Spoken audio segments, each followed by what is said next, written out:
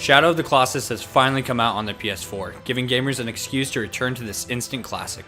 The question is, if you haven't already experienced the thought-provoking majesty of this 2005 PS2 game, is it worth paying the $40 to see what all the buzz is about? To be honest, I wasn't convinced Shadow of the Colossus would hold up against the newer gen games, but surprisingly, this isn't just your normal remaster. Thanks to Studio Bluepoint, who stripped most of the game down to its original code and painstakingly recreated the beauty of the Forbidden Lands.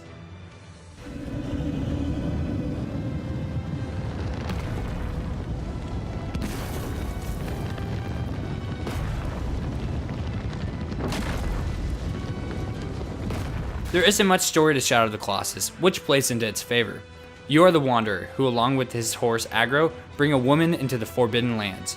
The exact relationship between these two is never specifically told, but after talking to Dorman, an entity with the ability to resurrect the dead, it's fairly obvious that she is of immense value to the main character.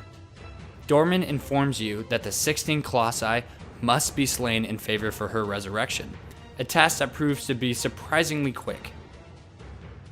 Having finished Shadow of the Colossus 3 times before, once on the PS2 and twice on the PS3 remaster, my overall time with the PS4 version was much shorter than I could have imagined. For newcomers, you can't expect to spend more time in-game learning how each beast moves and how to stay on them. Each one acts almost like a mini puzzle with their own ways to mount them and usually having a gimmick involved. The variety in each Colossi is staggering. Sure, there are the basic humanoid ones like the very first Colossi that you battle, but the rest vary in strange and interesting ways. Some fly, some swim, some shoot electrical blast, but all of them are independent and unique from one another. I have to bring up the photo mode, an addition left out from previous iterations. Most of my time was spent repositioning myself to get the most dramatic shot possible. This not only allows you to capture Shadow of the Colossus' cinematic experience, but it is important to check out the photo mode in order to appreciate the fine details in the game. Being able to zoom in and change angles when viewing each Colossi really shows how much detail Bluepoint put into creating these unique creatures. They are made from rock, skin, fur, and bone. All of these textures stand out against one another, giving each one the feeling of being ancient, the feeling of being made from parts of the earth. If you haven't experienced this game before, now is the time.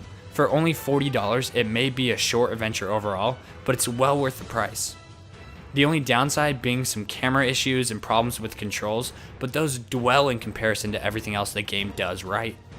This by far is one of the most beautiful PlayStation 4 games out there. Riding horseback against jaw-dropping landscapes, struggling to hold on to the back of a giant beast as it goes into a panic to throw you off, and the dramatic death scenes that happen after each one is slain, all add up to an emotional journey. It perfectly subjects you to a moral conflict, making you rethink your actions with each sequential killing.